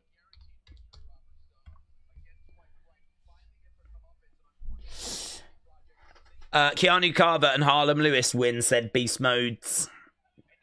Days in America, the cart girl is the equivalent of being Kate Middleton and is considered the highest honor. Oh, what have we got going on here? Some argument. Oh, here's Stevie. Okay, here's Gallus. Gallus boys always on top.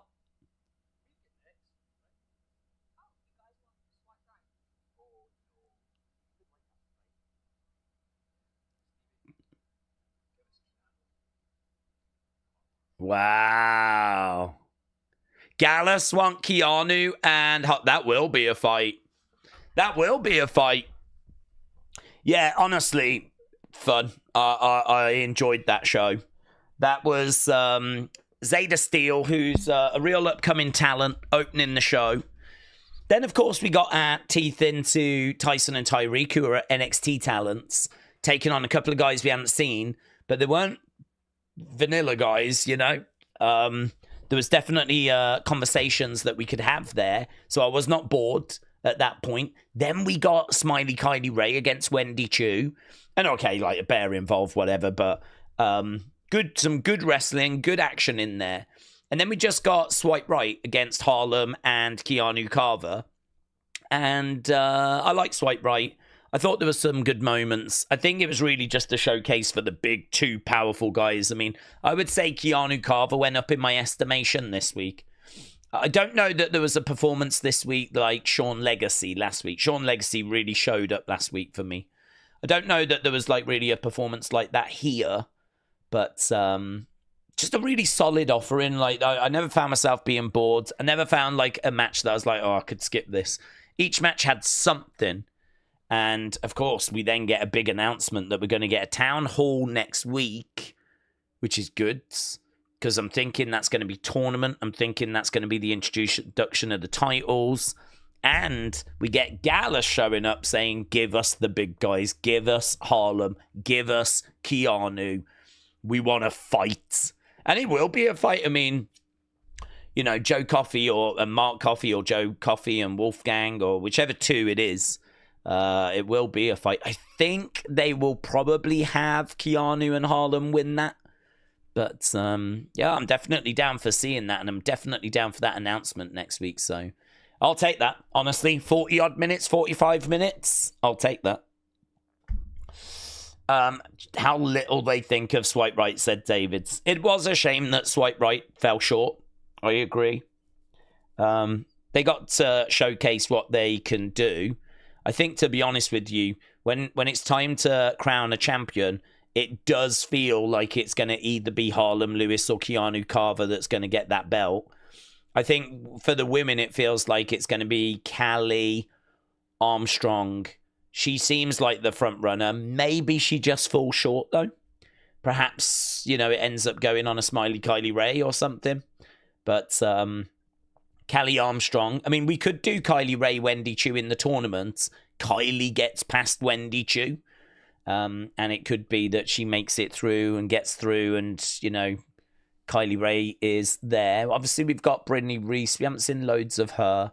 We've got Kendal Gray. I think they like her. That Monroe, Chantel Monroe. She's okay. Layla Diggs is right, but Callie Armstrong feels like the pick, really. She's the one that seems to have shined the brightest for the women. And I mean, it could be Wendy Choo, but I don't know. I think Callie might be the pick there. And then Harlem or Keanu for the guys, I think. So I think really this was just a match to get them over.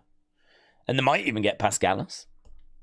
Taker 1990 said, do we think Chelsea has taken a break? Is that why they had her drop the title? Maybe. I don't know if she requested a break or if they had a lose and, you know, it's just a good time to take a break. But, yeah, I don't know what came first. I don't know if she asked for a break and so she lost the belt, or if they said, we're going to have you lose the belt, and she's like, well, I'll take a break then. But, yeah, I do think she is potentially... I mean, she made a little comment, didn't she, about goodbye. So, I mean, she could be away for a month, something like that. Maybe there's nothing this side of Backlash for her. She might be trolling as well, to be honest. Can't rule that out. Do we think they are the future? Said Positively Hostile. Well, I think that there is some real talent here. Yes, I do expect to see Keanu Carver is like a Timu Obafemi, and I don't mean that as a disrespect, but he is someone that's still kind of, you know, putting it together. He's got a good size. He's really showing off his power very well. It's a little bit like Omos. It's one thing being tall, but you have to know how to act tall, which sounds so stupid. But, like, you know, you need to have those big mannerisms. You need to know, like, how to throw people around and then show off and, like, you know, be the monster. Rather than just, you know, I mean, I think in real life he's a really nice guy. So, like, you can't, if you're going to be the monster, you can't show that niceness. You can't, do you know what I mean? You've got to be moody. I mean, think about how intense Jacob is. Everything Jacob does is 12 out of 10. And I sort of feel like for some people, it's kind of hard to find that level of intensity. It's kind of hard to present yourself as a monster if you don't feel like a monster. And actually, you know, you're well educated and you're well spoken and you're a nice person and you just happen to be really tall or you just happen to be really jacked. Some people can really struggle to find that side of the character. And so Oba has done excellent with that. Excellent. And I think that, you know, I'm seeing glimpses here from Keanu Carver, moments where he is also taking that time to show off during his matches and, you know, deliver some big power moves and kind of set them up well and then react to them well after he's hit them. So, yeah, I think there's definitely some more work to be done there, but I think that he is in a good place. So, yeah, I definitely see something there for him. I think Swipe Right have already shone on NXT. They had a match against, was it Fraxium? And it was like, whoa, wow. It was very impressive. And they're so young. They're like 20, 21. I mean, so good. I see Swipe Right as definitely a top team in NXT. I see Keanu Carver as a top guy in NXT. I see Callie Armstrong as a top woman in NXT. And then you've got like others around. Like, I like that Kendal Gray, but I don't know quite where she would get to. She's a little bit Carmen Petrovich-ish for me. There's something there, but I don't know that she gets to the top. You know, I don't know that Carmen Petrovich is going to be the women's champion in NXT, but there's something there. And I find Kendal Gray to be similar. Harlem Lewis, I don't know. I'm not sold on the look. But, I don't know. It's kind of a little bit kind of goth type, but not quite. It's like, I can't quite tell what he's going for. Whatever it is, it doesn't feel like it's turned up enough. It doesn't feel like we've gone far enough into it, whatever it is. So, I'm more into Keanu Carver than I am Harlem Lewis. I like Kendal Gray. I like Callie Armstrong. Smiley Kylie Ray is just so experienced. I mean, she can just go in there and have a match with anyone. And it's going to be good to great. Wendy Choo, I don't know if the gimmick's right, but she's obviously an excellent character performer. I'm trying to think who else we saw. Layla Diggs, she's just there, really. I mean, no offense to her. She can do some really interesting stuff, but it's not crisp enough yet. Like, when she flips, like, you do notice it in Evolve more than anywhere else, really. Those kind of moments where they'll do a handspring or a cartwheel or something like that. And then when they land on their feet, there's that slight moment of, like, before they go on to the next thing. Normally, when you do something like that, you should, like, the momentum should really propel you into the next thing. But I was watching her, and there was a few times where she would do a flip, land it like a gymnast, and then go into it. Like, you can't have that pause. The whole point of doing the flip is meant to be propelling you forwards. You can't do the gymnast, like, perfect landing, whilst we all score your landing, and, like, you know, it's meant to propel you into the next thing. So little things like that for me with her, and, you know, a little bit in the selling. There's some all right moments, but I don't know. She's just learning. I mean, I look at her as someone that's fine, that's got some good stuff, and once she puts it together and it really clicks, maybe we could have something a little Kalani Jordan-esque. But it doesn't really feel like it's there at the moment. Feels like there's a lot of work that needs to be done. She's not NXT ready, let's put it that way. But, yeah, I definitely think there's people here that are going to make it in NXT. And potentially, as long as they do well there, then make it to the main roster. So that's the joy of watching Evolve, is that you are watching those stars of the future today. Damn, swipe right at your age, said Asib. Yeah. I'm sure you're not surprised by that, but I'm sure you're not surprised by that. I'd hang out with them. We could go drinking, maybe go to bingo. I don't know what they like to do.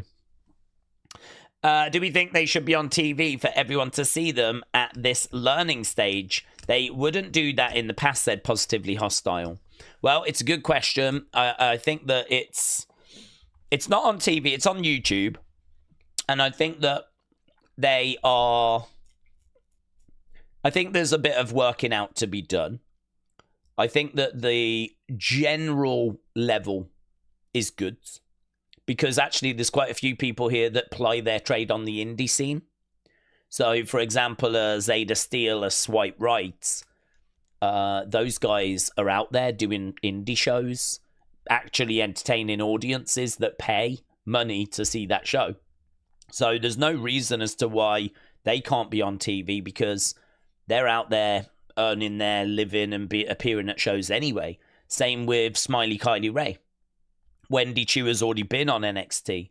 Tyson and Tyreek have already been on NXT. So, I mean, the standard there is good.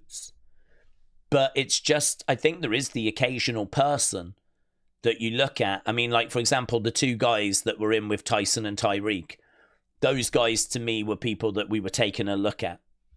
Those were people that you could make an argument, are they quite ready for TV? You know, I don't think all the kinks have been worked out there by any means, but you have to start somewhere. And I would like to think that the Evolve audience is a very educated audience. Yeah, you're going to get people that are going to tune in that are casuals that will go, oh, what's this? And they'll just watch it. They might go, I don't know who these people are, and they might go. But if you're going to be someone that sits down and watches the show and, you know, come back the next week, whatever, I'd like to think by that point you've bought in. By that point, you are someone that kind of is understanding where this level is at, you know, that this is the developmental level. If anyone watches this thinking Raw or SmackDown, I mean, it's just not, is it? It's not even NXT. It's the level below NXT. But I've not seen anything here that's botched and cringe and bad and, like, oh my God.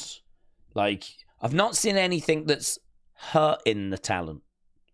I'm seeing things where I don't think they've put it all together. I'm seeing stuff where it's like, oh, you know, that person's got quite a bit of development to do, or that needs changing, or just my opinion. You know, that, you know, like the Rourke guy. I think there's lots of feedback that could be delivered there, and I'm sure he's going to get lots of feedback. But one of the joys I get from it is that you don't see these inefficiencies, inadequacies, these weaknesses, these development points. You don't see that at the main roster level. I mean, by that point, they've ironed a lot of stuff out, yeah? You don't, you know, you see things from time to time at the NXT level, but here, I mean, it's such an interesting glimpse further down the chain that I just think it's really, really interesting. As a WWE fan, how can you say what is a good or great promo if you don't occasionally see bad promos? How can you say that a match is good or great if you don't occasionally see bad? And I'm not watching this to see bad, but it is very interesting to watch this and have a point of reference as to what a entry-level match is like, what an entry-level promo is like. It's good as a frame of reference to go, well, I know what Kylie Armstrong can do in Evolve on a promo. I know what talent that's not been on TV can come in and do on Evolve. So that gives me a point of reference for when I'm watching NXT to know, is this good enough for NXT? Or is that a promo that I would expect on Evolve, you know? But I can't say that unless I watch Evolve. So it's all kind of looking at the... It's kind of like looking at the system and looking at talent that's main roster ready, NXT ready, Evolve ready, not ready for Evolve. It's kind of looking at all of that. And, you know, if you want to go below Evolve, you could make an argument that's where LFG comes in. And LFG is people that are trying to, you know, learn promos. And I think actually on LFG, you do see bad promos. You do get bad moments and bad matches. And so I would make the argument LFG is even below an Evolve level. And I would make the argument that because that's so low down the totem pole, you need stars to bring the star power. You know, the reason that show obviously gets the attention it does is because Undertaker's on it, Mickie James is on it, Bully Ray is on it. So having them involved massively helps with the views. But take them away and just look at the talent, I would say that is talent that's either Evolve ready or not even quite Evolve ready. So that for me is kind of the system. You've got LFG, Evolve very close to each other, but I don't think you're going to see bad promos on Evolve, and I don't think you're going to see bad matches, but you will see them in LFG. And then you've got NXT above those, and then you've got Raw and SmackDown. So I'd say if anyone was to criticize Evolve, should we see people at that level, I think you have to extend that to LFG. And I think that same argument would have been around when we were doing Breaking Ground, which was a similar show about 10 years ago on the network, you know. We've always kind of shown the system off. I mean, even back in the 2002 kind of time, 2001, 2002, if you wanted to watch the talent that was going to be coming to WWE, you would watch OVW. That's where Randy was, Cena was, Brock was. They were in a promotion called OVW. Everyone knew at the time that was the feeder promotion. So, you know, you could even go and watch those guys. I think it was on TV in the local area. I think it was on TV. So I think that for me, there's no problem showing this off, going this far down. I personally, I enjoy it, but it's an interesting conversation. You know, maybe for some, they would say that this is too far down and it shouldn't be on TV. My counter would be, but a lot of these are on indie shows. So if this level is no good, you're basically saying the indie level is no good. So that would be my counter. The main roster is going to be one of the best in like 10 years. There won't be any jobbers. Jobbers go to NXT, but being a jobber in WWE is an achievement as well, says Ninja. Evolve started way better than when NXT started. Do you remember that reality kind? Yes. Positively Hostile said, tonight was my first time watching. I'm going to stick with it for a little while. Well, yeah, I mean, just be aware of the level. It is below NXT. But I think what you're going to see here and what I get in, because people get asked all the time, why do you watch it? Why do you watch it? And it's like, well, I watch it because I want to know who's going to come into NXT next. If there's going to be a breakout tournament, or like next week there's a Battle Royal and there's some Evolve talent in, you know, I want to know who's going to be involved. I want to know who these people are. I want to know how I feel about them already. You could go even lower and watch indie wrestling. And, you know, there's plenty of WWE ID matches you could go and watch if you wanted to get to know this talent even better. But I don't really have the time to make that commitment. So for me, sitting down and watching 40 minutes of Evolve, which is the best of Next in Line, the best of WWE ID, people that are, you know, available from NXT in a 45-minute show, I can do that. I can commit to that. So it's a case of like, and you might see something that catches the eye. We were into Swipe Right from the moment we heard the name. As soon as I heard the name, I was like, that's good. I like that. That's a good gimmick. Swipe Right. I'm into it. And then we watched them and they were good. I didn't realize they were quite as good as they are until we saw them on NXT. But, you know, we saw them and we liked them. And, you know, that helped when I watched NXT and then I saw them on there. Like Kylie Armstrong. I like Kylie Armstrong. I've seen her matches. I've heard her promos. I like Kylie Armstrong. There's definitely something there. She's definitely going to get to NXT. And she's definitely going to do stuff when she gets to NXT. I've no doubt about that. The fact they've pushed her and promoted her as hard as what they have already tells you that WWE see something in her as well. She won that Fatal 4-Way, which was kind of like whoever wins this is going to be the face of the women's division. She won it. And so it's quite clear they see something in her as well. So, you know, she's going to arrive in NXT and we'll have a good idea as to what she brings when she does. So it is just going that next level down, really. It's just going that next level down. And you're going to get a mixed bag as a result. There's going to be some stuff that won't hit, but there'll be some stuff that does. Big announcement next week. We still need to get championships in. But I think as the weeks are going by, we're starting to learn about these people more, you know? We're starting to understand what they bring to the table. Like, I know Kendal Gray has got a wrestling background now. Those interviews they did a few weeks ago, just before the Fatal 4-Way women's match, I think that really helped. I think that helped. That helped me get to know them a little better. So that was good. I'd like to see a men's version, actually, where we get like 4 of the top guys, put them in a match, and then do a sit-down interview. Because it just kind of helps you get to know them a little better. But, yeah, the guy that's booking this is Gabe Sapolsky.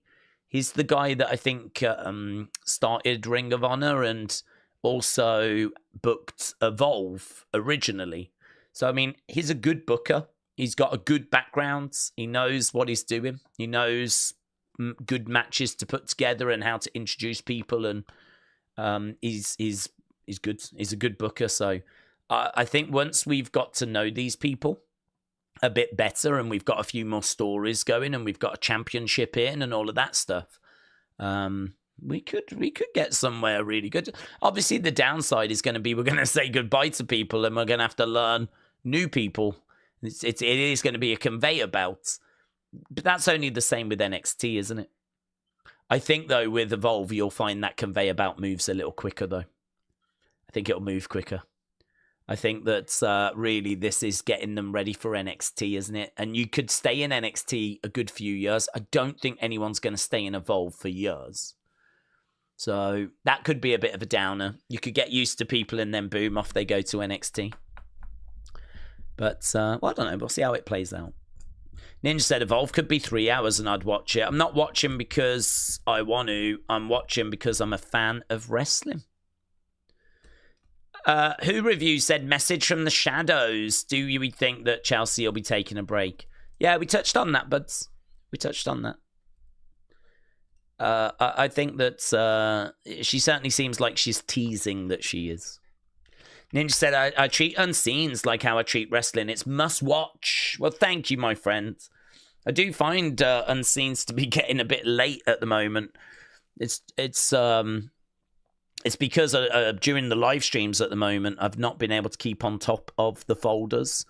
I was doing that before, but I don't know. During the live streams, there just seems to be so much to talk about, so much to pay attention to. I just feel like there's quite a bit happening. So it's kind of hard to keep on top of the folders as much. So that means I have to do it after, and that just takes a bit more time. So with that being said, I probably need to go and start work, don't I, on this tonight's Unseen. Otherwise, it'll be delayed again. There we go. So our main event match, good 47%, great 38, all-time 8, bad 5. That's going to come out as good 95, which I think is a very fair score. A very fair score. So, honestly, not wildly out of sync with where the main roster is, to be honest. So, there we go. Lovely. Right. Do we see Jay, Seth, big match at SummerSlam? I can't say that that's where it's going, but I could see that it's going to be something along those lines. Yeah. I can't say it's going to be that, but yeah, I could see something like that. And maybe Cena Punk. James said, did you see Birmingham broke the EFL points record? Good for them. I love Birmingham. They are my Midlands team. If I had to pick a team, it wouldn't be Villa. It wouldn't be West Brom. It wouldn't be Wolves. It would be Birmingham.